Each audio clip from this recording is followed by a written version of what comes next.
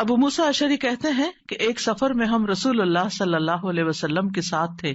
جب ہم کسی وادی میں اترتے تو لا الہ الا اللہ اور اللہ اکبر کہتے اور ہماری آوازیں بلند ہو جاتی. تو نبی صلی اللہ علیہ وسلم نے فرمایا، اے لوگو اپنی جانوں پر رحم کرو، کیونکہ تم کسی بہرے یا غائب کو نہیں پکار رہے، وہ تو تمہارے ساتھ ہی ہے، بے شک وہ سننے والا اور تم سے بہت قریب ہے. اس کا نام برکتوں والا ہے اور اس کی عظمت بہت ہی بڑی ہے. تو اللہ سبحانہ وتعالی قریب ہے، اس کو ہم چاہیں تو دل ہی دل میں پکاریں، سرگوشیوں کے انداز میں پکاریں یا اونچی آواز میں پکاریں، وہ ہر حال میں سنتا ہے، اور جب وہ سنتا ہے تو جواب بھی دیتا ہے اور ہماری دعائیں قبول بھی کرتا ہے. اس لیے ہمیں اس کو قریب محسوس کر کے اس سے دعائیں کرتے رہنا چاہیے. تو وہ دعا کی قبولیت کے اعتبار سے قریب ہے، دعا کو سننے کے لحاظ سے قریب ہے، اپنے علم کے اعتبار سے سب لوگوں کے قریب ہے، اور خاص طور پر عبادت کرنے والوں اور پکارنے والوں کے قریب ہے. یعنی اس کا قرب دو طرح کا ہے، ایک عام قرب ہے جو سب کے لیے ہے، اور ایک خاص قرب ہے جو اس کے خاص بندوں کے لیے ہے. اور وہ خاص بندے جو عبادت گزار ہیں، جو اس کا ذکر کرتے ہیں، جو اس کے شکر کرنے والے ہیں. تو اللہ سبحانہ تعالیٰ ان کی دعاؤں کو قبول کرتا ہے، ان کی مدد کرتا ہے اور انہیں نیک کاموں کی توفیق عطا کرتا ہے. یہاں پر آپ دیکھ رہے ہیں کہ فَإِنِّي قریب کہہ کے بندے اور رب کے درمیان کوئی فاصلہ نہیں رکھا گیا اس اعتبار سے کہ کوئی اور واسطہ ہو. یہاں اللہ سبحانہ تعالیٰ نے جواب کو قل یا فقل کہہ کے نہیں فرمایا، جیسا کہ دوسری آیات میں آتا ہے. جتنے بھی سوال صحابہ کرام نے رسول اللہ صلی اللہ علیہ وسلم سے کیے تو ان کے جواب میں اللہ تعالیٰ نے فرمایا قل، آپ انہیں بتا دیجئے. لیکن یہاں پر قل بھی نہیں آیا، ڈائریکٹ فإنی قریب، اذا سألک عبادی انی فإنی قریب، یعنی بیچ میں کوئی واسطہ نہیں لایا گیا. تو اس سے یہ پتہ چلتا ہے کہ ہمارے اور ہمارے رب کے بیچ میں کسی اور واسطے اور کسی اور وسیلے کی ضرورت نہیں. اور جب اللہ تعالیٰ نے یا عبادی کہہ دیا تو اس میں سارے بندے شامل ہو جاتے ہیں، چاہے وہ نیک ہوں یا بد ہوں، بڑے ہوں یا چھوٹے ہوں، گناہگار ہوں یا بہت پرہیزگار ہوں، کوئی بھی ہو، جو بھی اپنے رب کو پکارتا ہے رب اس کی پکار کو سنتا ہے اور وہ قریب ہے. لہٰذا جب ہمارا رب قریب ہے اور مجیب ہے، جیسا کہ آپ جانتے ہیں پروگرام کا نام بھی قریب مجیب اسی لیے رکھا گیا کہ ہمارا اگر اپنے رب سے تعارف ہو جاتا ہے، ہم اپنے رب کو پہچان جاتے ہیں کہ ہم کس کو پکار رہے ہیں اور وہ کہاں ہے، تو جتنا جتنا ہمارا یہ یقین ہوگا کہ وہ ہمارے قریب ہے اور وہ سنتا ہے اور جواب دیتا ہے، اتنی ہی زیادہ محبت اور توجہ کے ساتھ، اخلاص کے ساتھ ہم دعا کریں گے انشاءاللہ. اور پھر آپ دیکھیے کہ اللہ تعالیٰ ہماری دعاؤں کو ضائع نہیں کرتا. اجیب دعوت الداعی اذا دعانی، مطلب یہ ہے کہ جو بھی مجھ سے مانگتا ہے وہ کچھ پا کے ہی لوٹتا ہے، وہ نامراد نہیں ہوتا. جیسے زکریا علیہ السلام نے کہا تھا کہ وَلَمْ أَكُنْ بِدُعَائِكَ رَبِّ شَقِيًّا، کہ اے رب تجھے پکار کر تو میں کبھی بدبخت ہوا ہی نہیں، کبھی مایوس ہوا ہی نہیں، کبھی محروم ہوا ہی نہیں. جب بھی تجھے پکارا تجھ سے کچھ پا ہی لیا. تو اس لیے ہر دعا کرنے والے کو یہ یقین ہونا چاہیے کہ ہماری دعا ضرور سنی جائے گی، کیونکہ شیطان انسان کے دل میں یہ وسوسہ ڈالتا ہے کہ تمہاری دعا قبول نہیں ہوگی. نہیں بھائی، ہر ایک کی دعا قبول ہوتی ہے اگر وہ صحیح معنوں میں اپنے رب کو پکارتا ہے، وہ دعاؤں کو سنتا ہے اور جواب بھی دیتا ہے. ضرورت اس بات کی ہے کہ ہم اپنے دل کو حاضر کر کے اللہ سے مانگیں، اخلاص کے ساتھ مانگیں، اور قبولیت کے جو اوقات ہیں یا جو علامات ہیں ان کو سامنے رکھتے ہوئے مانگیں. اور پھر ساتھ یہ بھی کہا گیا فَلْيَسْتَجِيبُوا لِي وَلْيُؤْمِنُوا بِي لَعَلَّهُمْ يَرْشُدُونَ، کہ انہیں چاہیے کہ وہ بھی میری بات مانیں. یعنی اگر یہ چاہتے ہیں کہ میں ان کی دعائیں قبول کروں تو پھر انہیں بھی چاہیے جب میں انہیں پکارتا ہوں، ایک تو یہ ہے نا کہ ہم اللہ تعالیٰ کو پکارتے ہیں، اور ایک اللہ تعالیٰ بھی ہمیں پکارتے ہیں. یعنی اللہ سبحانہ تعالیٰ کب پکارتے ہیں؟ ہر اذان میں پکار آتی ہے، حی علی الصلاح حی علی الفلاح. تو پھر ہم کیا کرتے ہیں؟ کیا واقعی ہم صلاح کی طرف جاتے ہیں یا نہیں؟ اسی طرح قرآن مجید میں بہت دفعہ یا ایھا الذین آمنوا کہہ کے ہمیں پکارا گیا ہے، اے لوگوں جو ایمان لائے ہو، یا ایھا الناس کہہ کے تمام انسانوں کو پکارا گیا ہے. تو کیا ہم انسان بھی اپنے رب کی پکار کو سنتے ہیں؟ کیا ہم بھی جواب دیتے ہیں؟ کیا ہم بھی اس کی طرف بڑھتے ہیں؟ اور پھر یہ کہ وَلْيُؤْمِنُوا بِي، چاہیے کہ وہ مجھ پر ایمان لائیں، چاہیے کہ وہ میری بات مانیں، لعلہم یرشدون، شاید کہ وہ سیدھی راہ پا جائیں۔ رسول اللہ صلی اللہ علیہ وسلم نے فرمایا، تم میں سے ہر ایک کی دعا قبول کی جاتی ہے جب تک کہ کوئی گناہ یا قطع رحمی کی دعا نہ کرے، بشرطے کہ جلدی بھی نہ کرے۔ پوچھا گیا یا رسول اللہ وہ جلدی کیا ہے؟ فرمایا یہ کہ کوئی یوں کہے کہ میں نے دعا کی اور میں نے دعا کی، یعنی دوبارہ کہ میں نے تو کئی بار دعا کی، بہت دعا کی، میری تو دعا قبول نہیں ہوتی، اور اس طرح وہ تھک ہار کر دعا کرنا چھوڑ دے۔ ایسا نہ کرے بلکہ دعا کرتا رہے، کیونکہ اس کی قبولیت کے مختلف طریقے ہیں۔ تو اللہ سبحانہ تعالیٰ ہم سے قریب ہے۔ ایک اور آیت میں آتا ہے سورۃ ہود کی، وَإِلَىٰ ثَمُودَ أَخَاهُمْ صَالِحًا قَالَ يَا قَوْمِ اعْبُدُوا اللَّهَ مَا لَكُم مِّنْ إِلَٰهٍ غَيْرُهُ هُوَ أَنشَأَكُم مِّنَ الْأَرْضِ وَاسْتَعْمَرَكُمْ فِيهَا فَاسْتَغْفِرُوهُ ثُمَّ تُوبُوا إِلَيْهِ إِنَّ رَبِّي قَرِيبٌ مُّجِيبٌ۔ اور سمود کی طرف ان کے بھائی صالح کو بھیجا، اس نے کہا اے میری قوم، اللہ کی عبادت کرو، اس کے سوا تمہارا کوئی معبود نہیں، اسی نے تمہیں زمین سے پیدا کیا اور تمہیں اس میں آباد کیا، سو اس سے بخشش مانگو، پھر اس کی طرف پلٹ آؤ، یقیناً میرا رب قریب ہے، قبول کرنے والا ہے۔ ان ربی قریب مجیب۔ یہاں قوم سمود کی بات کی جا رہی ہے۔ یہ لوگ مدائن کے علاقے میں رہتے تھے جو تبوک اور مدینہ منورہ کے درمیان واقع تھا۔ صالح علیہ السلام نے اپنی قوم کو ایک طرف اللہ سبحانہ تعالیٰ کی عبادت کی دعوت دی، توحید کی دعوت دی کہ صرف وہی تمہارا معبود ہے جس نے تمہیں پیدا کیا، جس نے تمہیں زمین میں آباد کیا، لہٰذا تم شرک سے اجتناب کرو، صرف اللہ کی طرف رجوع کرو۔ کیوں؟ اس لیے کہ وہ بہت قریب ہے، اپنے بندوں کی دعائیں سنتا ہے۔ تو آپ دیکھیے، جو آپ کے قریب ہو اور جو آپ کی بات بھی سنتا ہو، تو کیا آپ نہیں چاہیں گے کہ آپ اس کے قریب ہوں؟ یہاں پر آپ دیکھیے کہ دعا کرنے سے پہلے دو چیزوں کی بات ہے، استغفار اور توبہ کی، کہ اس سے استغفار کرو اور توبہ کرو تو تمہاری دعائیں قبول ہوں گی۔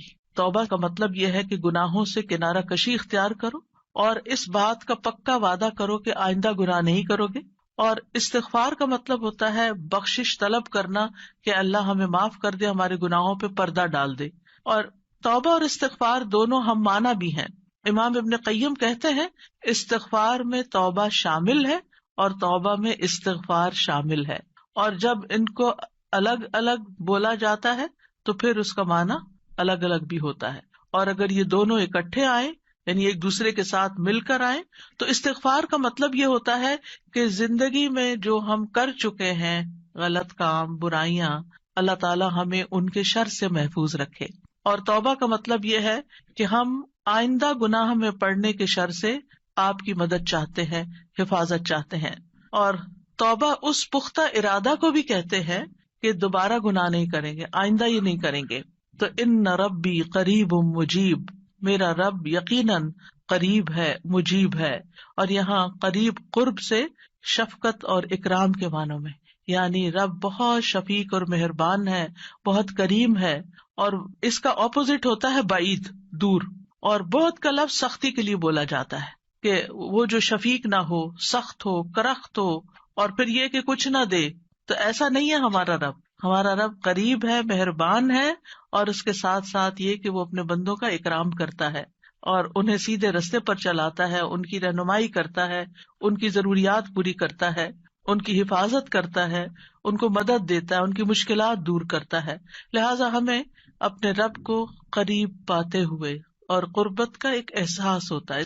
قریب ہونے کا مطلب یہ نہیں کہ اللہ سبحانہ تعالیٰ کسی نعوذ باللہ فزیکل فارم میں ہمارے ساتھ بیٹھے ہوئے ہیں یا ہمارے دل میں بیٹھے ہوئے ہیں، یہ مطلب نہیں ہے قریب کا۔ قربت ایک احساس کا نام ہے۔ آپ نے دیکھا ہوگا بہت سے لوگ دور ہوتے ہوئے آپ کے دل کے قریب ہوتے ہیں، اور کئی لوگ آپ کے ساتھ رہتے ہوئے، آپ کے ساتھ بیٹھے ہوئے، آپ کے ساتھ زندگی گزارتے ہوئے بھی آپ سے دور ہوتے ہیں۔ تو اللہ سبحانہ تعالیٰ کا قرب محسوس کرنے کی چیز ہے، اس طرح کہ وہ سنتا ہے۔ اللہ سبحانہ تعالیٰ سنتا ہے، السمیع ہے، اللہ تعالیٰ دیکھتا ہے، البصیر ہے، اللطیف ہے، الخبیر ہے، ہمارے دلوں کے راز بھی جانتا ہے۔ تو اس سے بڑھ کے قریب کون ہوگا جو شہرک سے بھی زیادہ قریب ہے، اور جو ہمارے دل میں خیال اٹھ کر جو ہمارے دماغ تک جاتا ہے اس سے پہلے کہ دماغ تک جائے وہ بیچ میں حائل ہوتا ہے اور وہ جان لیتا ہے کہ بندہ کیا سوچ رہا ہے. نہ صرف یہ کہ وہ یہ جانتا ہے کہ اس وقت کیا کر رہے ہیں ہم، وہ یہ بھی جانتا ہے ہم پاسٹ میں کیا کر چکے ہیں، اور وہ یہ بھی جانتا ہے کہ ہم فیوچر میں کیا کچھ کرنے والے ہیں. کوئی اور ہے ایسا جو اتنا زیادہ ہمیں جانتا ہو؟ کیا وہ ہماری ضروریات کو نہیں جانتا ہوگا؟ کیا وہ ہمارے دکھ کو نہیں جانتا؟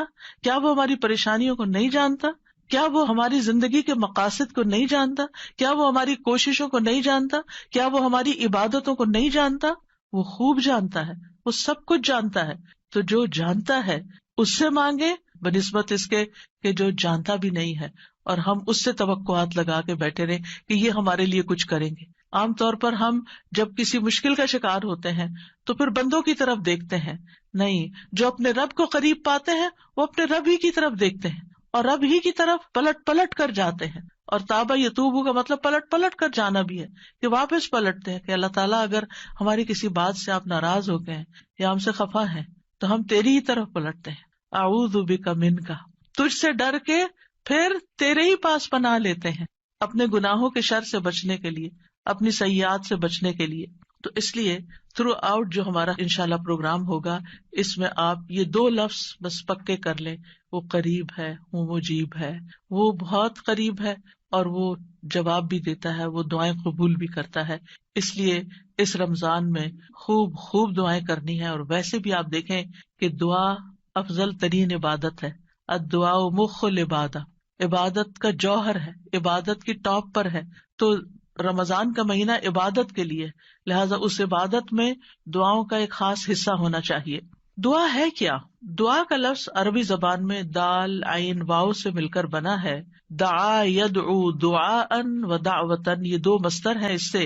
اور دعا کا لفظی معنی ہوتا ہے کسی کو آواز اور کلام کے ساتھ مائل کرنا، پکارنا، یعنی آواز بھی دینا، اس سے بات بھی کرنا اور اس کو اپنی طرف متوجہ کرنا. ایک ہوتا کسی سے بات کرنا لیکن اس میں مقصد یہ نہیں ہوتا کہ میری طرف متوجہ ہو.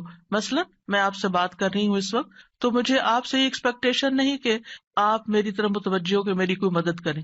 لیکن دعا میں جب انسان پکارتا ہے تو اس کا مطلب ہوتا ہے کہ دوسرا متوجہ ہو اور جس مقصد کے لیے اس کو پکارا جا رہا ہے وہ مقصد بھی پورا ہو جائے. عربی میں کہتے ہیں دعوت اللہ، میں نے اللہ کو پکارا، یعنی میں نے سوال کرتے ہوئے اللہ تعالی کی طرف عاجزی کرتے ہوئے جو خیر ہے اس کے پاس اس میں رغبت رکھی اور اس رغبت کو طلب کرنے کے لیے اس کو پکارا، یعنی اس رغبت کے ساتھ اس کو پکارا. قرآن مجید میں دعا کا لفظ مختلف معنوں میں استعمال ہوا ہے. نمبر 1 دعا بمانا ندا، آواز دینے کے معنوں میں. دعا کا مطلب کیا؟ آواز دینا. جیسے سورۃ آل عمران میں آتا ہے فَقُلْ تَعَالَوْا نَدْعُ أَبْنَاءَنَا وَأَبْنَاءَكُمْ وَنِسَاءَنَا وَنِسَاءَكُمْ وَأَنفُسَنَا وَأَنفُسَكُمْ. تو آپ کہہ دیجئے کہ آؤ ہم اپنے اور تمہارے بیٹوں کو اور اپنی اور تمہاری عورتوں کو بلا لیں، پکار لیں، یعنی تم بھی ان کو بلا لو ہم بھی بلا لیتے. تو بلانے کے معنوں میں استعمال ہوتا ہے. تو عربی زبان میں دعا اور ندا یہ 2 لفظ مترادف بھی ہیں، ایک دوسرے سے ملتے جلتے ہیں، سینونیمز ہیں، ایک جگہ پر اکٹھے بھی استعمال ہوئے ہیں. الا دعاء و نداء، کہ پکار اور آواز کے سوا کچھ نہیں سنتا. پھر اسی طرح دعا بمانا طلب کرنا، کسی چیز کی ڈیمانڈ کرنا. قرآن مجید میں آتا ہے وَلَا تَزِرُ وَازِرَةٌ وِزْرَ أُخْرَى وَإِن تَدْعُ مُثْقَلَةٌ إِلَىٰ حِمْلِهَا لَا يُحْمَلْ مِنْهُ شَيْءٌ وَلَوْ كَانَ ذَا قُرْبَىٰ. اور کوئی بھی بوجھ اٹھانے والا کسی دوسرے کے گناہوں کا بوجھ نہ اٹھائے گا. یہ کب کی بات ہے؟ قیامت کے دن. اور کوئی بوجھ سے لدا ہوا شخص اپنا بوجھ اٹھانے کے لیے کسی کو بلائے گا، اس کو پکارے گا، وَإِن تَدْعُ، تو وہ اس میں سے کچھ بھی نہیں اٹھا سکے گا، کوئی مدد نہیں کرے گا قیامت کے دن، اگرچہ وہ قریبی رشتہ دار ہی کیوں نہ ہو. تو کسی کو مدد کے لیے بلانا، آؤ میرا سامان اٹھاؤ، میرا بوجھ اٹھاؤ، اس کے لیے بھی لفظ دعا جس میں ایک طلب پائی جاتی ہے استعمال ہوتا ہے. اسی طرح دعا کا لفظ بمانا قول، بات کے بھی استعمال ہوتا ہے. قرآن مجید میں آتا ہے فما کان دعواہم اذ جاءہم بأسنا الا ان قالوا انا کنا ظالمین. جب ان کے پاس ہمارا عذاب آیا تو ان کا قول اس کے سوا کچھ نہ تھا کہ وہ کہنے لگے بے شک ہم ہی ظالم تھے. تو یہاں پر قول یا بات کے معنوں میں آیا ہے. پھر اسی طرح دعا کا لفظ عبادت کے معنوں میں بھی آتا ہے. سورۃ کہف میں نوجوانوں کا جو قصہ آتا ہے جس میں وہ ایمان کو بچانے کے لیے غار کی طرف جا رہے تھے، تو اللہ تعالیٰ نے ان کے بارے میں فرمایا وَرَبَطْنَا عَلَىٰ قُلُوبِهِمْ إِذْ قَامُوا فَقَالُوا رَبُّنَا رَبُّ السَّمَاوَاتِ وَالْأَرْضِ لَن نَّدْعُوَ مِن دُونِهِ إِلَٰهًا لَقَدْ قُلْنَا إِذًا شَطَطًا. اور ہم نے ان کے دلوں کو مضبوط کر دیا جب وہ اٹھ کھڑے ہوئے تو کہنے لگے ہمارا رب تو آسمانوں اور زمین کا رب ہے، ہم ہرگز اس کے سوا کسی الہ کو نہیں پکاریں گے، یعنی اس کی عبادت نہیں کریں گے، اور اگر ہم ایسا کریں تو یقیناً ہم نے ناانصافی کی بات کی. تو دعا بمعنی عبادت. پھر اسی طرح پانچواں معنی قرآن مجید میں دعا بمعنی فریاد کرنا، طلب کرنا، فریاد کرنا. اور اس میں وَإِن كُنتُمْ فِي رَيْبٍ مِّمَّا نَزَّلْنَا عَلَىٰ عَبْدِنَا فَأْتُوا بِسُورَةٍ مِّن مِّثْلِهِ وَادْعُوا شُهَدَاءَكُمْ. اگر تمہیں اس قرآن میں شک ہے جو ہم نے اپنے بندے پر نازل فرمایا تو اسی طرح کی ایک سورت تم بھی بنا لاؤ اور اللہ کے سوا اپنے گواہوں مددگاروں کو بھی بلا لو. فریاد کرو کہ وہ آئے اور تمہاری مدد کرے، یعنی مدد کے لیے پکارنا، یہ معنی ہے. پھر اسی طرح دعا بمعنی کسی چیز کی ترغیب دینا، یعنی کسی چیز کی طرف دعوت دینا. نوح علیہ السلام نے اپنی قوم کو پکارا تھا، قال رب انی دعوت قومی لیلا ونہارا. اس نے کہا ہے میرے رب، بے شک میں نے اپنی قوم کو رات اور دن پکارا، ان کو دعوت دیتا رہا دین کی طرف، اپنے رب کی طرف. اور اس میں معنی عبادت کا بھی ہے کہ اللہ کی عبادت کرو، تو عبادت کی دعوت میں ان کو دیتا رہا. پھر اسی طرح دعا بمعنی منسوب کرنا، نسبت دینا. ادعوہم لآبائہم، ان بچوں کو ان کے حقیقی باپوں کی نسبت سے پکارو. یعنی ادعوہم کا مطلب ہے کہ ان کو اپنے باپوں کی طرف ہی منسوب کرو، جن کے وہ بچے ہیں باپ کا نام نہیں بدلو. اور آٹھواں معنی ہے سوال کرنا، دعا بمعنی سوال. جیسے بنی اسرائیل نے موسیٰ علیہ السلام سے کہا قالوا ادع لنا ربک یبین لنا ما ہی، انہوں نے کہا تم اپنے رب سے ہمارے لیے دعا کرو. تو یہ جو دعا ہے یہ بمعنی سوال ہے، یعنی مانگو کہ وہ ہمارے لیے بیان کر دے کہ وہ گائے کس طرح کی ہو. تو قرآن مجید میں یہ دعا کا لفظ مختلف معنوں میں استعمال ہوا ہے، لیکن دعا کا عمومی شرعی معنی کیا ہے؟ اللہ کی بارگاہ میں عاجزی کے ساتھ سوال کرنا اور اللہ کے پاس جو خیر ہے اس میں راغب ہونا، رغبت رکھنا. اللہ کی بارگاہ میں اللہ کے حضور عاجزی کے ساتھ سوال کرنا، چیخ چلا کے نہیں بلکہ بہت ہمبل طریقے سے. اور جو خیر اللہ کے پاس ہے اس میں رغبت رکھنا، اس کا شوق رکھنا. طیبی کہتے ہیں اس سے مراد ہے اللہ کی بارگاہ میں انتہا درجے کی عاجزی، انکساری اور محتاجگی ظاہر کرنا. جیسے موسیٰ علیہ السلام نے دعا کیا کی تھی، رب انی لما انزلت الی من خیر فقیر. اپنے فقر، اپنی محتاجی، اپنی ضرورت کا اظہار کیا تھا، انی لما انزلت الی من خیر فقیر. امام ابن قیم کہتے ہیں اس سے مراد ہے ایسی چیز کو طلب کرنا جو دعا کرنے والے کو فائدہ دے، یعنی فائدے کی چیز حاصل کرنے کے لیے سوال کرنا، اور ایسی چیز کو دور کرنے کے لیے طلب رکھنا جو اس کو نقصان دیتی ہو. تو پھر دو طرح سے دعا کرتا ہے انسان، کچھ فائدے کی چیزیں مانگتا ہے اور کچھ نقصان والی چیزوں کو دور کرنے کے لیے اللہ سے درخواست کرتا ہے. ہماری شریعت میں دعا کی دو بڑی اقسام ہیں، ایک ہے دعائے عبادت اور ایک ہے دعائے مسئلہ. دعائے عبادت کیا ہے؟ اس سے مراد ہے کہ انسان اللہ سے ثواب کی امید رکھتے ہوئے، اس کے عذاب سے ڈرتے ہوئے اس کی عبادت کرے، اس میں سوال نہیں ہے. تو عربی میں دعا بمعنی عبادت بھی استعمال ہوتا ہے، آتا ہے نا، وقال ربکم ادعونی استجب لکم ان الذین یستکبرون عن عبادتی سیدخلون جہنم داخرین. اس میں دعا کے دونوں معنی آ گئے. اور تمہارے رب نے فرمایا کہ مجھ سے دعا کرو میں تمہاری دعا قبول کروں گا، یہ تو سوال ہو گیا. اور دوسرا، بے شک وہ لوگ جو میری عبادت سے تکبر کرتے ہیں عنقریب و ذلیل و خوار ہو کر جہنم میں داخل ہوں گے. تو یہاں عبادت کا معنی بھی آ گیا عبادت کے لفظ کے ساتھ، یعنی دعا ایک طرح سے عبادت ہے. تو دعائے عبادت کیا ہے کہ انسان اللہ سے ثواب کی امید رکھتے ہوئے، اس کے عذاب سے ڈرتے ہوئے اللہ کی عبادت کرے، جیسے نماز پڑھے، روزہ رکھے، قرآن کی قرأت کرے، تسبیح کرے، صدقہ کرے، اللہ کی طرف لوگوں کو دعوت دے، تعلیم کا کام کرے. تو انسان ان میں سے جو بھی عبادت کا کام کرے گا وہ دراصل اللہ کی طرف راغب ہوگا، کیونکہ دعا میں رغبت پائی جاتی ہے. اور جو شخص مثلا نماز پڑھتا ہے تو گویا وہ زبان حال سے دعا کر رہا ہوتا ہے، اللہ سے بخشش مانگ رہا ہوتا ہے کہ اللہ تعالیٰ ہمارے اوپر رحم کیجیے، ہم نے جو گناہ کیے ہیں آپ ان کو معاف کر دیجیے. کیونکہ نماز بذات خود کیا کرتی ہے؟ بلاؤں کو ٹالتی ہے، گناہوں کو معاف کرنے کا ذریعہ ہے. ٹھیک ہے. اچھا، صدقہ کیا کرتا ہے؟ گناہوں کی آگ بجھاتا ہے. ٹھیک ہے نا. تو یہ جو گناہوں کی آگ کا بجھنا ہے، یہ ہم بول کے بھی کہہ سکتے اللہ ہمیں جہنم کے عذاب سے بچا، تو وہ ہماری زبان بول رہی ہوتی. لیکن جب ہم صدقہ دے رہے ہوتے ہیں تو گویا ہمارا عمل جو ہے وہ اسی چیز کا تقاضا کر رہا ہے کہ ہم اپنے اوپر سے گناہوں کا بوجھ اتارنا چاہتے ہیں. تو ایک دعا سوال کے انداز میں ہوتی ہے اور ایک دعا حال کے ساتھ بیان ہو رہی ہوتی ہے، عمل کے ساتھ ہو رہی ہوتی ہے. اور دوسری جو دعا مسئلہ ہے جس میں مانگنے کی دعا ہوتی ہے، تو وہ یہ ہے کہ انسان دنیا اور آخرت کی کوئی بھی بھلائی طلب کرنے اور دنیا اور آخرت کے نقصان کو دور کرنے کا سوال اللہ سے ہی کرے. دنیا اور آخرت کی کوئی بھی بھلائی مانگنا اور دنیا اور آخرت کے کسی بھی نقصان سے بچنا، یہ بس اللہ ہی سے کرے اس کا سوال.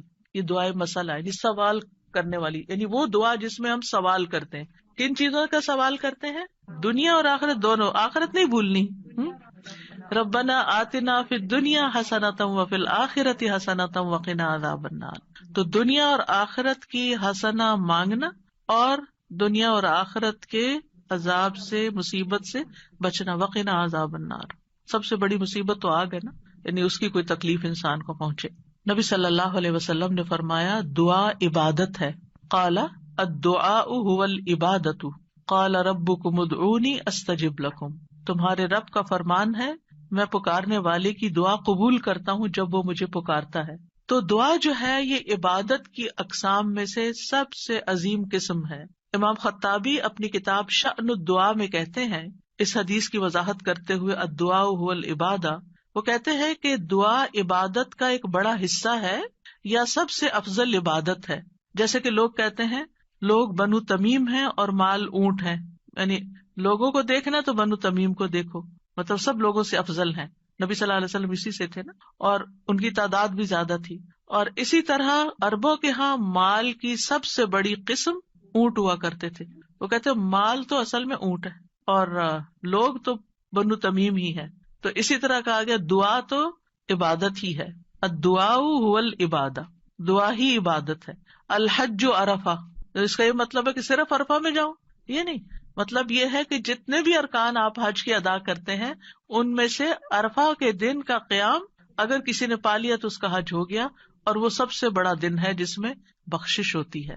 تو یہ عربوں کے کہنے کا ایک انداز بھی ہے نا، اور مراد اس سے کیا ہے کہ دعا سب سے افضل عبادت ہے اور ساری اطاعتوں اور ساری بندگیوں کا مغز ہے کہ انسان اپنی ہر پریشانی اور ہر ضرورت میں اللہ کی طرف متوجہ ہو جائے. یہ ہے اصل مقصد. اگر کسی مشکل میں پڑ گیا ہے تو اس مشکل کے دور ہونے کے لیے بس اللہ ہی کی طرف رجوع کرے اور اسی کا انتظار کرے کہ وہی کاٹے گا. لوگوں سے توقعات ہٹا لے.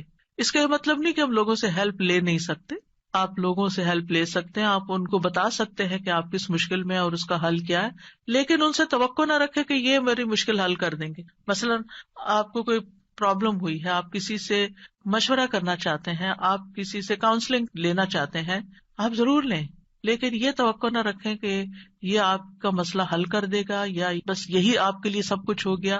اس کو اللہ سبحانہ تعالیٰ سے آگے نہ رکھیں. کہتے ہیں نا ہمت مردہ مدد خدا. ہمت آپ نے کرنی ہے، کوشش آپ نے کرنی، مدد اللہ نے کرنی ہے. دعا کی بھی ہمت ہوتی ہے اور دعا کے لیے بھی ایک ایفرٹ لگانی پڑتی ہے اور اس کے لیے یکسو ہونا پڑتا ہے. خصوصاً آپ دیکھیں کہ جب کسی بڑی پریشانی کے نتیجے میں انسان کے ہوش اڑ جاتے ہیں، اوسان خطا ہو جاتے ہیں، اس کو کچھ سمجھ نہیں آتی، تو ایسی صورت میں انسان اپنے خیالات کو مجتمع کر کے، فوکس کر کے، پوری توجہ کے ساتھ اللہ کی طرف جب متوجہ ہوتا ہے تو یہ ہے اصل میں دعا کی روح. اور نہ صرف یہ کہ بڑی مشکلات میں بلکہ چھوٹی چھوٹی ضروریات میں بھی اللہ کی طرف رغبت کرنی چاہیے. دعا کی ضرورت کیوں ہے ہماری زندگی میں؟ کیونکہ ہم اللہ کے محتاج ہیں. بادشاہ وہی ہے، ہم فقیر ہیں. یا ایھا الناس انتم الفقراء الی اللہ، اے لوگو تم سب اللہ کے محتاج ہو، کوئی بھی انڈیپینڈنٹ نہیں. کوئی بھی یہ نہیں کہہ سکتا کہ میں اپنے سب کام خود ہی کر سکتا ہوں. واللہ هو الغنی الحمید، اور اللہ سب سے بے پرواہ ہے اور تعریف کے لائق ہے. بندوں میں سے کوئی بھی بے پرواہ نہیں ہو سکتا، ہم سب محتاج ہیں. دوسری بات، اللہ سارے خزانوں کا مالک ہے. وَإِن مِّن شَيْءٍ إِلَّا عِندَنَا خَزَائِنُهُ، کوئی چیز ایسی نہیں. وَإِن مِّن شَيْءٍ إِلَّا عِندَنَا خَزَائِنُهُ، کہ جس کے خزانے ہمارے پاس نہ ہوں. آپ کوئی چیز آرڈر کرنا چاہتے ہیں تو پتہ چلتا ہے وہ تو ہے ہی نہیں، ختم ہو گئی، اسٹاک ختم، آؤٹ آف اسٹاک. بڑی سے بڑی کمپنی، بڑے سے بڑے ریسورسز رکھنے والے انسانوں سے جب آپ مانگتے ہیں تو آپ دیکھیں کیا ہوتا ہے کہ انسان بعض اوقات وہ اوپر جا کے اتنی نیچے گرتے ہیں کہ پائی پائی کے محتاج ہو جاتے ہیں. ایسی مثالیں آپ نے بھی دیکھی ہوں گی، سنی بھی ہوں گی کہ کہاں ان کے پاس بہت کچھ تھا اور کہاں وہ زیرو پہ آ گئے. اللہ تعالیٰ ایسا نہیں ہے، ہمیشہ سے ہے اس کے پاس اور ہمیشہ رہے گا. ساری مخلوق اگر کسی میدان میں جمع ہو کر سب کچھ مانگے تو بھی اللہ تعالیٰ کے خزانوں میں اتنی کمی نہیں آتی جتنی ایک سوئی کو سمندر میں ڈبو کے نکالا جائے تو پانی جو سوئی کے ساتھ لگتا ہے اتنی بھی کمی نہیں ہوتی. وہ جتنا چاہے خرچ کرتا رہے، جتنا چاہے وہ بندوں کو دیتا رہے، پھر بھی اس کے ہاتھ بھرے رہتے ہیں، ان میں کوئی کمی نہیں ہوتی. ایک اور آیت میں آتا ہے سورۃ المنافقون میں، وَلِلَّهِ خَزَائِنُ السَّمَاوَاتِ وَالْأَرْضِ، آسمانوں اور زمین کے خزانے اللہ کے پاس ہیں. پھر کیا کرنا چاہیے؟ اس کے پاس جانا چاہیے جس کے پاس کوئی خزانہ نہیں ہے، اس کے پاس جو سارے خزانوں کا مالک. مشکل یہ ہے کہ ہمارے مانگنے میں کمی ہوتی ہے، دیر ہوتی ہے. وہ سب کچھ دے سکتا ہے، سب کچھ ہے اس کے پاس، یو نیم اٹ. آپ گھر جا کے بیٹھیں، غور کریں، نماز کے بعد کسی اور خاموشی تنہائی کے وقت، مجھے کیا چاہیے، مجھے کیا مسئلہ ہے، مجھے کیا پرابلم ہے، میری کیا پریشانی ہے، کیا اللہ کے پاس اس کا حل ہے؟ یقیناً ہے، وہ کر سکتا ہے، بالکل کر سکتا ہے. پھر مجھے کیا کرنا چاہیے؟ اسی سے مانگنا چاہیے، اس سے گڑ گڑا کے مانگنا چاہیے، اس سے اپنی محتاجی اور اپنی بیچارگی کا اظہار کر کے مانگنا چاہیے. اَمَّن يُجِيبُ الْمُضْطَرَّ إِذَا دَعَاهُ وَيَكْشِفُ السُّوءَ، اللہ تعالیٰ آپ سے پوچھتے ہیں کون ہے جو بے قرار کی، مضطر، بے قرار، بے چین انسان کی بات سنتا، اس کو جواب دیتا. اَمَّن يُجِيبُ الْمُضْطَرَّ إِذَا دَعَاهُ، جب بھی وہ اس کو پکارتا ہے. وَيَكْشِفُ السُّوءَ، اور وہ تکلیف کو دور بھی کرتا ہے. ایسا نہیں کہ وہ صرف سن رہا ہے، اس نے وہ تکلیف دور بھی کر دینی ہے. اور آپ کہیں گے بس اتنی سی بات تھی، میں اس کو اتنا پہاڑ بنائے ہوئی تھی، اپنی زندگی کا بہت بڑا مسئلہ بنائے ہوئی تھی، اور اللہ تعالیٰ کے لیے بس اتنی سی بات تھی. میرے مانگنے میں کمی تھی، اس کے پاس نہیں کمی. ہماری دعا میں کمی ہے، ہمارے اخلاص میں کمی ہے، اس کے دینے میں کمی نہیں ہے. اس طرح پکارا کرے نا کہ اللہ تعالیٰ آپ تو دے کر کسی کمی کا شکار نہیں ہوتے، لیکن میری کمی پوری ہو جائے گی. پھر آپ دیکھیں ہر بھلائی دینے اور ہر تکلیف دور کرنے پہ قادر ہے. سورۃ الانعام میں آتا ہے وَإِن يَمْسَسْكَ اللَّهُ بِضُرٍّ فَلَا كَاشِفَ لَهُ إِلَّا هُوَ وَإِن يَمْسَسْكَ بِخَيْرٍ فَهُوَ عَلَى كُلِّ شَيْءٍ قَدِيرٌ، اگر اللہ تجھے کوئی تکلیف پہنچائے تو اس کے سوا کوئی دور کرنے والا نہیں، اور اگر وہ تجھے کوئی بھلائی پہنچائے تو وہ ہر چیز پر پوری طرح قادر ہے. وہ سب کچھ کر سکتا ہے، وہ قادر ہے. نہ آپ کی کوئی خیر اور بھلائی کو لے جا سکتا ہے، کیونکہ عام طور پہ ہم وہم کا شکار رہتے ہیں کہ اگر میری اس نعمت کا کسی کو پتہ چل گیا تو پھر کیا ہوگا، شاید وہ نظر ہی لگ جائے اور نعمت چھین ہی جائے. ہر وقت اس وہم کا شکار رہنا دراصل اپنے آپ کو ٹارچر کرنا ہے. نہیں، وَإِن يَمْسَسْكَ بِخَيْرٍ، اگر اللہ نے آپ کو کوئی خیر دی ہے، فَهُوَ عَلَى كُلِّ شَيْءٍ قَدِيرٌ، وہ ہر چیز پہ قادر ہے، وہ آئندہ بھی دیے رکھے گا. اس نے اس لیے تھوڑی دی ہے کہ بس ایک بندہ کوئی دیکھے اس چیز کو اور بس وہ واپس لے لے، وہ ایسا نہیں کرتا. ایک روایت میں آتا ہے کہ ایک شخص نے رسول اللہ صلی اللہ علیہ وسلم سے پوچھا، اے اللہ کے رسول، آپ کن چیزوں کی دعوت دیتے ہیں؟ یعنی آپ کی دعوت کیا ہے، آپ کیا بتاتے ہیں لوگوں کو، آپ کیا سکھاتے ہیں؟ آپ نے فرمایا، میں اس اللہ کی طرف دعوت دیتا ہوں جو اکیلا ہے، وہ اللہ کہ جب تم پر کوئی مصیبت آتی ہے اور تم اسے پکارتے ہو تو وہ تم سے تمہاری مصیبت دور کر دیتا ہے. یہ ہے اللہ کا تعارف. جب آپ کے بچے آپ سے پوچھیں اللہ کون ہے تو آپ کیا بتاتے ہیں؟ یہ بڑے بڑے لفظ بولتے ہیں نا. یہ دیکھیں یہاں پر کیا بولا گیا، اتنے سمپل. آپ بچے کو کہہ سکتے ہیں اللہ وہ ہے جو تمہیں کھانا دیتا ہے، اللہ وہ ہے جو تمہیں فلاں چیز دیتا ہے، تمہیں ماما بابا دیے ہیں. جو جو بچے کی ضرورت ہوتی ہے ایج کے حساب سے آپ اس اعتبار سے بچے کو اللہ کا تعارف کرا سکتے ہیں، ان چیزوں کے ساتھ جو نظر آتی ہیں اور جو اس کی پسند کی ہیں کہ وہ ہے اللہ. پھر آپ نے فرمایا کون ہے اللہ کہ جب تم کسی بیابان اور جنگل میں راستہ بھول جاؤ اور تم اس سے دعا کرو تو وہ تمہیں واپس پہنچا دیتا ہے. اور صرف جنگل بیابان نہیں، اب تو خیر GPS وغیرہ کی سہولت موجود ہے، اس کے باوجود بھول جاتے ہیں نا، اس کے باوجود غلط ٹرن لے لیتے ہیں، کبھی پہلے اور کبھی بعد میں. GPS فریز ہو جاتے ہیں، نیٹ چلا جاتا ہے، روڈ میپ ختم ہو جاتا ہے، کئی مسائل ہیں. تو کبھی بھی راستہ بھولیں تو ہم پہلی بات یہ سوچیں کہ اللہ سے دعا کرتے ہیں اللہ راستہ دکھا دے. راستہ بھولنے پر مجھے کبھی ٹینشن نہیں, میں ہمیشہ سوچتی ہوں اللہ پہنچا دے گا, ہو جائے گا, کوئی مسئلہ نہیں. اللہ کے تو علم میں ہے نا. میں تو کہتی ہوں کہ آپ کو پتا ہے نا کہاں ہے, بس وہاں لے جائیں. ہمیں نہیں پتا, آپ کو تو پتا ہے نا. تو جب آپ اللہ سے مانگتے ہیں, کبھی لاڈ پیار سے, کبھی اس کی کسی صفت کا واسطہ دے کر, کبھی اپنی عاجزی محتاجی ظاہر کر کے, تو وہ ضرور سنتا ہے. پھر فرمایا وہ ذات کہ جب تم قحط سالی میں مبتلا ہوتے ہو اور تم اس سے دعا کرتے ہو تو وہ تم پر پیداوار ظاہر کر دیتا ہے, یعنی تمہاری پیداوار اگا دیتا ہے زمین سے. یہ ہے اللہ, یہ اللہ کا تعارف. پھر آپ دیکھیے کہ ہم کیوں اللہ سے مانگے, کیونکہ زمین و آسمان کی ساری مخلوق اللہ ہی سے مانگتی ہے, تو ہم کیوں نہ مانگے. آپ غور کیجئے ذرا اس بات پر, یسألہ من فی السماوات والارض کل یوم ھو فی شأن, اسی سے مانگتا ہے جو کوئی آسمانوں اور زمین میں ہے, ہر دن وہ ایک نئی شان میں ہے, اسی سے مانگ رہا ہے. ہر کوئی جو آسمانوں اور زمین میں ہے, ہر کوئی. کون کون ہے آسمانوں اور زمین میں؟ آسمانوں میں فرشتے ہیں جن کو ہم جانتے ہیں, زمین پر انسان اور جنات ہیں, اس کے علاوہ جو اور مخلوقات ہیں, وہ ساری مخلوق اللہ سے مانگ رہی ہے. اگر ساری مخلوق اللہ سے مانگتے اور ہم کسی اور سے مانگنا شروع کر دیں, غیر اللہ سے مانگیں, تو کتنی حماقت والی بات ہے نا. اللہ نے عقل اسی لیے دی تھی کہ ہم اللہ ہی کو نہ پہچانے. تو اللہ سبحانہ و تعالیٰ سے سوال کرنے کے اعتبار سے 4 طرح کے لوگ ہیں. امام ابن تیمیہ کہتے ہیں پس تمام آسمانوں اور زمین کے لوگ اللہ سے سوال کرتے ہیں تو ان کے 4 درجات بن جاتے ہیں. پہلی قسم, کچھ وہ لوگ ہوتے ہیں جو نہ ہی اللہ کی عبادت کرتے ہیں نہ ہی اس سے مدد طلب کرتے ہیں, حالانکہ اللہ نے ان کو پیدا کیا, ان کو رزق دیا, ان کو عافیت دی. تو یہ کون ہے؟ نہ اللہ کی عبادت نہ ہی اس سے دعا, کچھ بھی نہیں, کوئی تعلق نہیں. دوسری قسم کے وہ لوگ ہوتے ہیں جو اللہ سے مدد طلب کرتے ہیں تو وہ ان کی مدد کر دیتا ہے, لیکن وہ اللہ کی عبادت نہیں کرتے, عبادت نہیں کرتے.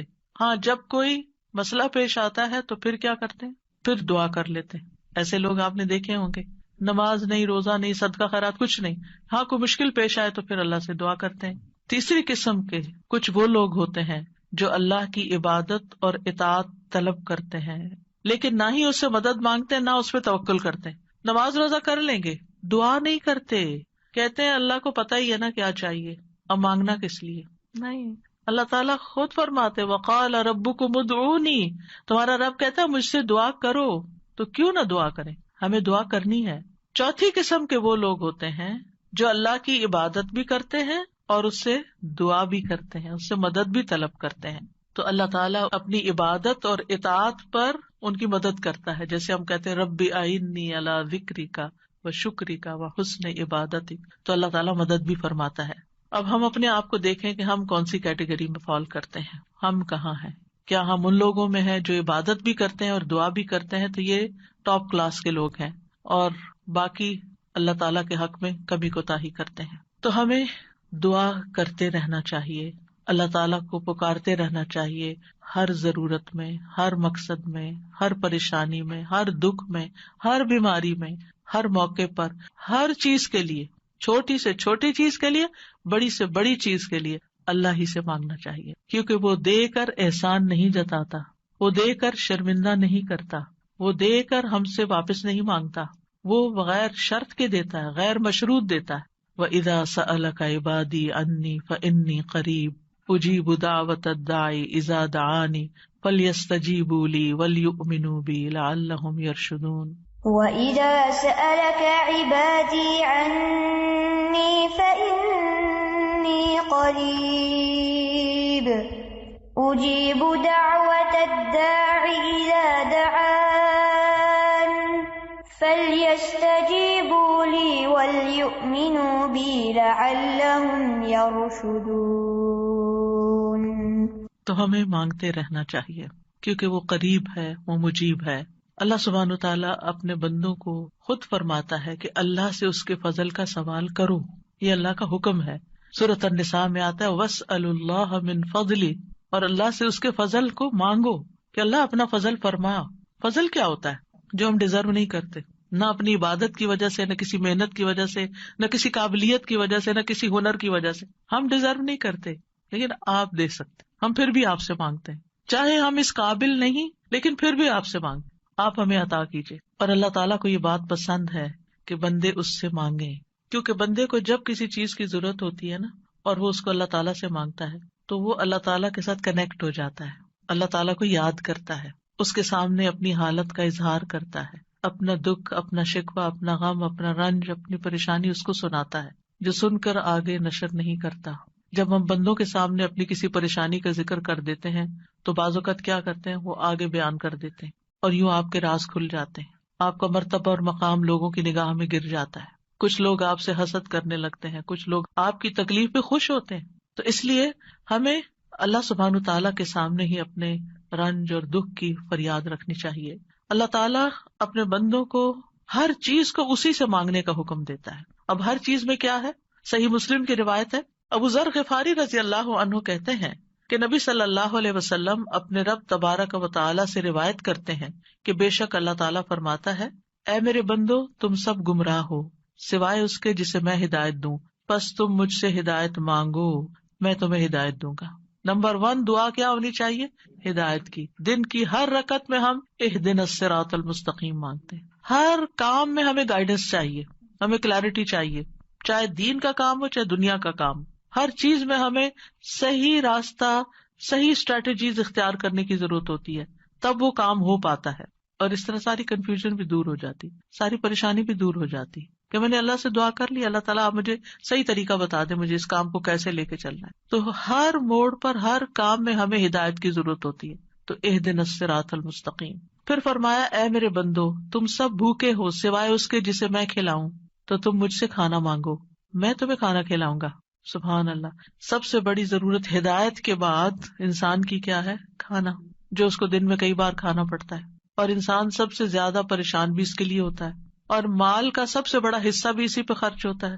یعنی دن میں اگر آپ دیکھیں تو آپ ہر روز اپنا لباس نہیں خریدتے، ہر روز آپ اپنی ٹوائلٹریز نہیں خریدتے، ہر روز اپنی اور چیزیں نہیں خریدتے، برتن نہیں خریدتے، کٹلری، جیولری، یہ سب روز تھوڑی خریدا جاتا ہے، لیکن کھانا تو ڈیلی چاہیے، کھانا تو ڈیلی کنزیوم کرنا ہے، تو اس سے مانگو، اور خاص طور پر اگر کچھ خاص کھانے کو دل چاہتا ہے وہ بھی اس سے مانگو۔ نیوٹریشیس چاہیے، ہولسم چاہیے، صحت مند چاہیے، کیونکہ ساری بیماریاں ہی کھانے سے پیدا ہوتی ہیں۔ یعنی کھانا مانگو، صرف یہ نہیں کہ ہے نہیں، بلکہ اچھا کھانا مانگو تو اللہ تعالیٰ کھلائے گا۔ اے میرے بندو تم سب برہنہ ہو سوائے اس کے جسے میں لباس پہناؤں، تو تم مجھ سے لباس مانگو میں تمہیں لباس پہناؤں گا۔ بعض اوقات انسان کو کوئی خاص چیز پہننے کو دل چاہتا ہے، مانگے اللہ سے، اللہ دے گا۔ اے میرے بندو تم سب دن رات گناہ کرتے ہو اور میں سارے گناہوں کو بخش دیتا ہوں، تم مجھ سے بخشش مانگو میں تمہیں بخش دوں گا۔ کیوں اپنے اوپر بوجھ لیے پھرتے ہو؟ کتنے گناہ کر لیے، بہت لیٹ کر دیا، پتہ نہیں اب میری معافی ہوگی یا نہیں، اب میں کیا کروں؟ وہ معاف کر دے گا، مانگ کر تو دیکھو۔ اے میرے بندو اگر تمہارے اولین و آخرین اور جن و انس ایک صاف چٹیل میدان میں کھڑے ہو کر مجھ سے مانگنے لگے، اور میں ہر ایک کو جو مجھ سے مانگ رہا ہے وہ سب کچھ دے دوں جو وہ مانگ رہا ہے، تو میرے خزانوں میں کوئی کمی نہیں ہوگی مگر جتنی سمندر میں سوئی ڈال کر نکالنے سے کمی آتی، کچھ کمی نہیں۔ مانگو، اس کا تو کچھ نہیں بگڑتا، اس کا تو کچھ کم نہیں ہوتا۔ نبی صلی اللہ علیہ وسلم نے بھی اللہ سے مانگنے کا حکم دیا ہے۔ عبداللہ بن عباس کہتے ہیں ایک دن وہ رسول اللہ صلی اللہ علیہ وسلم کے پیچھے سوار تھے، تو رسول اللہ صلی اللہ علیہ وسلم نے ان سے فرمایا، اے لڑکے میں تجھے چند کلمات سکھا رہا ہوں، احفظ اللہ یحفظک، تم اللہ کے احکام کی حفاظت کرو اللہ تمہاری حفاظت کرے گا۔ احفظ اللہ تجدہ تجاہک، اللہ کی حفاظت کرو یعنی اللہ تعالیٰ کے احکامات کی، تم اسے اپنے سامنے پاؤ گے، قریب پاؤ گے۔ اذا سألت فاسأل اللہ، جب تمہیں مانگنا ہو اللہ سے مانگو، جب تمہیں مانگنا ہو، کچھ بھی مانگنا ہو۔ وإذا استعنت فاستعن باللہ، اور جب مدد چاہیے اللہ سے مدد مانگو، کسی بھی طرح کی مدد، یعنی مدد صرف مالی مدد نہیں ہوتی، یا مدد صرف ان چیزوں کی نہیں ہوتی اوپر جن چیزوں کا ذکر ہوا ہے، مدد تو ہمیں ہر کام میں چاہیے۔ ہم کون سی لائن اختیار کریں، کون سا پیشہ اختیار کریں، کون سی جاب لیں، کون سی نہ لیں، کیا کریں کیا نہ کریں، فلان جگہ جانا ہے جائیں یا نہ جائیں، ہر معاملے میں۔ اور یہ جو ہمیں استخارہ سکھا دیا گیا تو یہ بھی تو یہی ہے۔ اور اس استخارے میں بھی آپ دیکھیے، اذا سألک عبادی انی فانی قریب اجیب دعوت الداعی اذا دعانی، اس میں بھی آپ دیکھیں بیچ میں واسطہ نہیں رہا نا، تو ہم کسی سے نہیں کہہ سکتے آپ میرا استخارہ کریں، آپ اپنے لیے خود ہی خیر مانگے۔ آپ صلی اللہ علیہ وسلم نے عبداللہ بن عباس سے کہا، جان رکھو اگر ساری دنیا مل کر بھی تمہیں نفع پہنچانا چاہے تو تمہیں نفع نہیں پہنچا سکتی سوائے اس کے جو اللہ نے تمہارے لیے لکھ دیا. اور اگر وہ سارے مل کر تمہیں کوئی نقصان دینا چاہیں, نقصان نہیں دے سکتے سوائے اس کے جو اللہ نے تمہارے لیے لکھ دیا. کتنا بڑا توکل سکھاتی ہے یہ بات. کتنی فکریں, پریشانیاں دل سے اور دماغ سے بالکل آف لوڈ ہو جاتی. کچھ نہیں ہوتا, کوئی کچھ نہیں بگاڑ سکتا.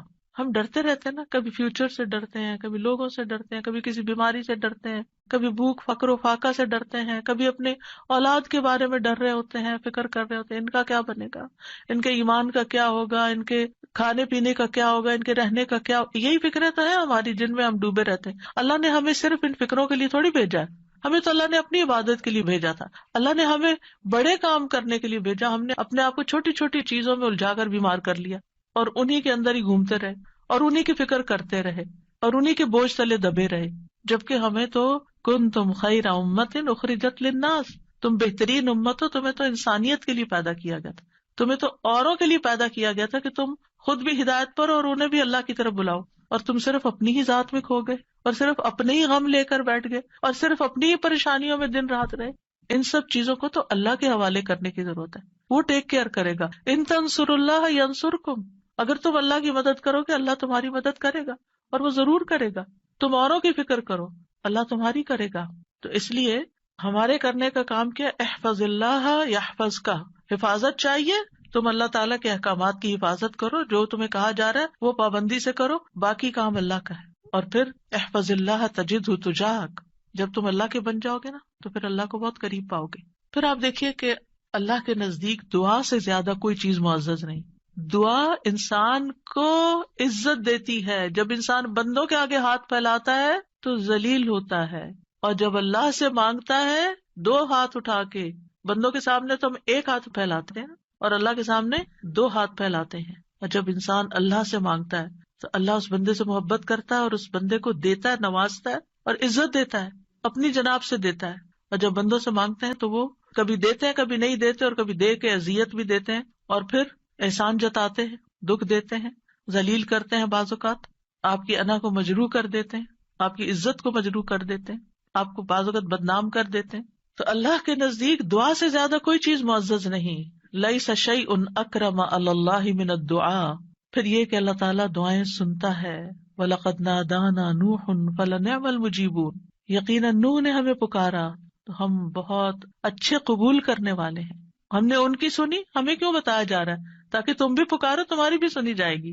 ابراہیم علیہ السلام نے کیا کہا تھا, ان ربی لسمیع الدعاء, میرا رب تو یقیناً دعا سننے والا ہے, وہ تو ضرور سنتا ہے. اور پھر خاص طور پر جو مضطر ہو, بے چین ہو, بے قرار ہو, لاچار ہو, امن یجیب المضطر اذا دعاہ ویکشف السوء. یہ لاچار کون ہوتا ہے؟ ابن عباس کہتے ہیں اس سے مراد وہ شخص ہے جس کی ایسی ضرورت ہو جو اس کو مشقت میں ڈال دے, یعنی مصیبت میں پڑ جائے انسان, چاہے اندر قلبی روحانی طور پر, چاہے مالی طور پر, چاہے صحت, یعنی کسی بھی اعتبار سے جو چیز اس کو مشکل میں ڈال دے, مشقت میں. یہ لاچاری ہوتی ہے, یہ کہتے ہیں ڈپینڈنسی جیسے ہو جاتی ہے دوسروں پر. سدی کہتے ہیں کہ اس سے مراد وہ شخص ہے جس کے پاس کوئی ہیلا چارہ قوت باقی نہ رہے, یعنی دنیا میں اس کا کوئی وسیلہ سبب نہیں رہا, تنہا رہ گیا, وہ سنتا ہے. ذنون کہتے ہیں اس سے مراد وہ شخص ہے جو اپنے تعلقات کو اللہ کے سوا سب سے کاٹ دے, بس اللہ ہی ہے میرا. ابو جعفر کہتے ہیں کہ اس سے مراد مفلس شخص ہے جس کے پاس کچھ نہیں. سہل بن عبداللہ کہتے ہیں اس سے مراد وہ شخص ہے جو اپنے ہاتھ دعا مانگتے ہوئے اللہ کی طرف بلند کرتا ہے, اوپر اٹھاتا ہے, حالانکہ اس کے پاس اطاعت کا کوئی نیکی کا کام نہیں ہوتا جس کو وہ وسیلہ بنا سکے. لاچار. اب ہر جگہ سے مایوسی ہوگی, اب ایک ہی راستہ ہے, اور وہ راستہ شیطان کہتا ہے تم تو اتنے نافرمان ہو, تمہاری نہیں سنی جائے گی. نہیں, وہ پھر بھی سنتا ہے. امن یجیب المضطر. اصل میں بندے تو ہم اللہ ہی کے ہیں نا, چاہے ہم اللہ کو اپنا بنائے یا نہ بنائے, ہیں تو اسی کے, جانا تو اسی کی طرف ہے, دنیا میں بھی اسی کی طرف جانے کی ضرورت پیش آتی ہے. اور پھر آپ دیکھیے کہ اللہ تعالیٰ کا قبولیت کا وعدہ بھی ہے, اور وہ بندوں کی حاجات پوری کرتا ہے. اللہ تعالیٰ خود پکارتے ہیں جب رات کا ایک تہائی حصہ بچتا ہے, آسمان دنیا پہ نزول فرما کے اللہ تعالیٰ فرماتے ہیں کون ہے جو مجھ سے دعا کرے تو میں اس کی دعا قبول کروں, کون ہے جو مجھ سے بخشش طلب کرے تو میں اسے بخش دوں, کون ہے جو مجھ سے رزق مانگے تو میں اس کو رزق عطا کروں, کون ہے جو تکلیف دور کرنے کی درخواست کرے تو میں اس کی تکلیف دور کروں. اور یہ اعلان فجر کے طلوع ہونے تک ہوتا رہتا ہے. تو اللہ تعالیٰ پکار رہے کہ مانگو مجھ سے. اب دیکھیے اگر کبھی آپ کے پیرنٹس میں سے کوئی یا کوئی بڑا یا اگر آپ سے کہے کہ اچھا مانگو، کیا مانگتے ہو، فرمائش کرو، کیا کرتے ہیں ہم، ہمارا حال کیا ہوتا ہے، بہت خوش ہو جاتے ہیں، اتنی بڑی آفر آ گئی ہے، کرو فرمائش، کیا چاہیے، جیولری چاہیے، کپڑے چاہیے، جو چاہیے مانگو، تو ہمارا خوشی سے ایسا حال ہوگا کہ ہمیں یہ بھی یاد نہیں رہے گا کہ اب مانگنا کیا ہے آپ نے. اللہ سبحانہ وتعالیٰ روز ہمیں پکارتے ہیں، کرو فرمائش، مانگو، کچھ مانگو، اور ہم مانگتے ہی نہیں. جاگ بھی جائے تو ہم مانگتے نہیں. مانگنے کی ضرورت ہے.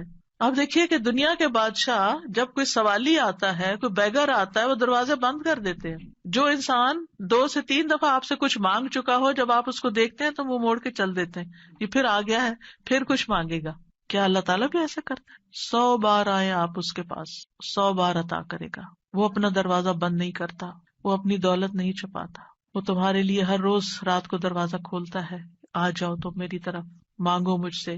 امام ابن قیم کہتے ہیں اللہ جس کے ساتھ خیر کا ارادہ کرتا ہے اس کے لیے ذلت کا، عاجزی کا، اللہ کی بارگاہ میں پناہ پکڑنے اور محتاجی ظاہر کرنے کا دروازہ کھول دیتا ہے. یعنی اس کو دعا مانگنا آ جاتا ہے، اور جس کو دعا کی توفیق مل گئی اس کو ہر خیر مل گئی. تو اصل چیز یہ ہے کہ دعا کی توفیق ہو جائے، دعا مانگنا شروع کر دیں.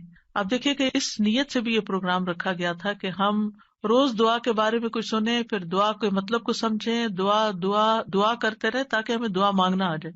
یعنی اس کا ہول سول گول ہے اس پروگرام کا، وہ یہ کہ ہمیں دعائیں مانگنا آ جائیں، ہم دعاؤں کے شوقین ہو جائیں، دعا مانگنے سے محبت کرنے لگے، دعاؤں کے اوپر یقین کرنے لگے کہ اللہ تعالیٰ سنتا اور ضرور سنے گا، اور ہمارے سارے بوجھ اتر جائیں اور ہم سارے اپنے معاملات اپنے رب کے سپرد کر دیں، اور ہم دنیا میں بھی ایک اچھی زندگی بسر کریں اور آخرت میں بھی. امام ابن تیمیہ کہتے ہیں جب اللہ کسی بندے کے ساتھ خیر کا ارادہ کرتا ہے تو اس کے دل میں دعا مانگنے اور اس سے مدد طلب کرنے کا الہام کر دیتا ہے کہ اللہ سے مانگو، اس کے دل میں ڈال دیتا ہے، اور اللہ اس کے مدد طلب کرنے اور اس کے دعا مانگنے کو اس کے لیے خیر کا ذریعہ بنا دیتے ہیں جس کے لیے اس نے مدد طلب کی ہوتی ہے، یعنی اس کا رستہ نکل آتا ہے. تو دعا مانگنے کے فائدے کیا ہیں؟ دعا ہر حال میں انسان کو فائدہ دیتی ہے. نمبر 1، دعا مانگ رہے ہوتے تو آپ عبادت کر رہے ہوتے ہیں، یہ اجر الگ لکھا جاتا ہے. اللہ تعالیٰ کی پسند کا کام کر رہے ہوتے ہیں، اللہ تعالیٰ سے کنیکٹڈ ہوتے ہیں، اور پھر یا تو دعا فوراً قبول ہو جاتی ہے، جو مانگا وہ اسی وقت مل جاتا ہے، یا پھر یہ کہ کوئی ایسی مصیبت ٹل جاتی ہے جو آنے والی تھی اور آپ کی اس دعا کی وجہ سے وہ مصیبت چلی گئی. رسول اللہ صلی اللہ علیہ وسلم نے فرمایا دعا فائدہ دیتی ہے اس کے بارے میں بھی جو کچھ نازل ہو چکا ہے اور اس کے بارے میں بھی جو نہیں اترا. بس اللہ کے بندو تم پر دعا کرنا لازم ہے. یعنی جو مصیبتیں آ گئی ہیں ان کو بھی دور کرے گی دعا، اور جو ابھی نہیں آئی اتر رہی ہیں ان کو بھی دور کر دے گی، آنے والی مشکلات کو بھی ہٹا دے گی. پھر یہ کہ اللہ تعالیٰ اپنے مانگنے والوں کو خالی ہاتھ نہیں لوٹاتا. حدیث میں آتا ہے بے شک اللہ عز و جل کو اس بات سے حیا آتی ہے کہ اس کا کوئی بندہ اس کے سامنے ہاتھ پھیلا کر کسی خیر کا سوال کرے اور وہ انہیں خالی لوٹا دے، کہ کچھ بھی نہ ڈالے اس میں. ایسا نہیں ہوتا. انس رضی اللہ عنہ کہتے ہیں رسول اللہ صلی اللہ علیہ وسلم نے فرمایا بے شک اللہ بڑا رحیم ہے، بڑے کرم والا ہے. اس کو اس بات سے شرم آتی ہے کہ اس کا کوئی بندہ اس کے آگے اپنے دونوں ہاتھ پھیلائے اور وہ ان دونوں میں کوئی خیر نہ ڈالے. وہ ایسا نہیں کرتا. جو مسلمان بھی اپنی حاجت اللہ کے آگے رکھ دیتا ہے اللہ تعالیٰ اسے ضرور نوازتا ہے، ضرور دیتا ہے. رسول اللہ صلی اللہ علیہ وسلم نے فرمایا جو مسلمان اپنا چہرہ اللہ کے سامنے گاڑ کر، یعنی پورے فوکسڈ طریقے سے توجہ کے ساتھ کسی چیز کا سوال کرتا ہے وہ اس کو وہ چیز ضرور عطا کرتا ہے، خواہ جلدی عطا کرے یا ذخیرہ کر کے رکھ لے اس کے لیے اگلی دنیا میں عطا کرے، لیکن ملتا ضرور ہے. اور پھر آپ دیکھیے اس آیت میں اللہ تعالیٰ نے کوئی شرط نہیں رکھی، یعنی جو مانگو گے میں دوں گا، یہ نہیں کہا تم یہ کر کے آنا پھر میں دوں گا. بعد میں کہا کہ ٹھیک ہے تم بھی میری بات مانا کرو، ریکمینڈیڈ ہے یہ بات، لیکن شرط نہیں ہے کہ تم نے مانی تو پھر ہی میں بھی تمہاری مانوں گا. اور پھر آپ دیکھیے کہ یہ ہمارا فرض بنتا ہے کہ ہم اپنی دعاؤں میں اخلاص پیدا کریں، ورنہ اللہ تعالیٰ تو ہر ایک کو نیک بد گناہگار حتیٰ کہ ابلیس کی بھی دعا قبول کر لیتا ہے. دعا کے سبب تقدیر بدل جاتی ہے. حدیث میں آتا ہے قضاء کو صرف دعا ہی بدل سکتی ہے اور نیکی کے علاوہ کوئی چیز عمر کو نہیں بڑھا سکتی. نیکی کرتے جاؤ انشاءاللہ عمر بھی لمبی ہوگی اور نیکیوں کی مزید توفیق ہوگی. دعا کی وجہ سے آزمائشیں ٹل جاتی ہیں. امام غزالی کہتے ہیں بس جان لے کہ قضاء و قدر میں سے یہ بھی ہے کہ اللہ آزمائشوں کو دعا کے ذریعے ٹال دیتا ہے. چنانچہ دعا آزمائشوں اور بلاؤں کو ٹالنے اور رحمت کے حصول کا سبب ہے، جیسا کہ ڈھال تیروں کو ٹالنے اور واپس لوٹانے کا سبب ہے. یعنی کہ جو شیلڈ ہے اس سے آپ پروٹیکٹڈ ہوتے ہیں. اور جیسے پانی زمین سے نباتات نکالنے کا سبب ہے، یعنی آپ پودا لگاتے ہیں، اس میں پانی لگاتے ہیں تو اس میں سے کچھ نکل آتا ہے. جن لوگوں کے گارڈنز ہیں وہ تو یہ تجربہ کرتے ہی ہوں گے کہ جب سمر آتی ہے اور وہ ڈالتے ہیں کچھ تو پھر اس میں سے ننھی منی کونپلیں نکلتی ہیں. لیکن اگر نہیں تو میں آپ سب کو ریکمینڈ کروں گی کہ اللہ الخالق کی تخلیق کو دیکھنے کے لیے گھر میں ہی کوئی مٹی کا پاٹ رکھ لیجئے اور اس میں کوئی بیج ڈال دیجئے اور ان بیجوں کے پھوٹنے اور چھوٹی چھوٹی کونپلیں نکلنے کے عمل کو دیکھیے. آپ کو اللہ پہ اتنا پیار آئے گا، اتنی محبت آئے گی. یہ اللہ کی تخلیق کی نشانیاں ہیں نا، اور اس سے اللہ کی پہچان ہوتی ہے، انسان اللہ کے قریب ہوتا ہے، اللہ کی قدرت نظر آتی. تو اب امام غزالی کہتے ہیں کہ جیسے پانی زمین میں ڈالیں اور بیج سے کچھ نکلے گا، یہ پانی ڈالنا سبب ہے بیج پھوٹنے کا، ایسے ہی دعا سبب ہے خیر ملنے کا. مانگو تاکہ تمہیں ملے. بہت کچھ تو وہ ہمیں بن مانگے بھی دے رہا ہے، ہم نے وہ مانگا بھی نہیں ہوتا جو کچھ وہ ہمیں دیتا ہے، لیکن اس سے زیادہ اگر تم مانگو گے تو پھر والا وہ کیوں نہیں دے گا. اور پھر وہ کہتے ہیں کہ جیسے ڈھال تیر کو لوٹاتی ہے اور دونوں ایک دوسرے کی مدافعت کرتے ہیں، اسی طرح دعا اور آزمائش آپس میں زور آزمائی کرتے ہیں. آزمائش اوپر سے اتر رہی ہوتی ہے اور دعا نیچے سے چڑھتی ہے اور بیچ میں جا کے وہ ان کی لڑائی ہوتی ہے. دعا کہتی ہے واپس چلو، اس بندے پہ نہیں آنا.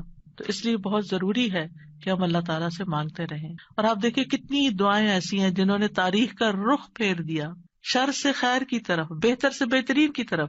ابراہیم علیہ السلام کی دعا کی مثال، انہوں نے مانگا تھا ربنا وابعث فیہم رسولا منہم یتلو علیہم آیاتک ویعلمہم الکتاب والحکمت ویزکیہم انک انت العزیز الحکیم. 2500 سال بعد دعا قبول ہوئی. محمد رسول اللہ صلی اللہ علیہ وسلم دنیا میں تشریف لائے اور انسانی تاریخ کا دھارا بدل گیا. ابو امامہ کہتے ہیں میں نے کہا اللہ کے رسول صلی اللہ علیہ وسلم آپ کے اس کام کی ابتدا کیسے ہوئی، یعنی آپ نے یہ جو سب کچھ کیا ہے بگننگ کہاں سے تھی؟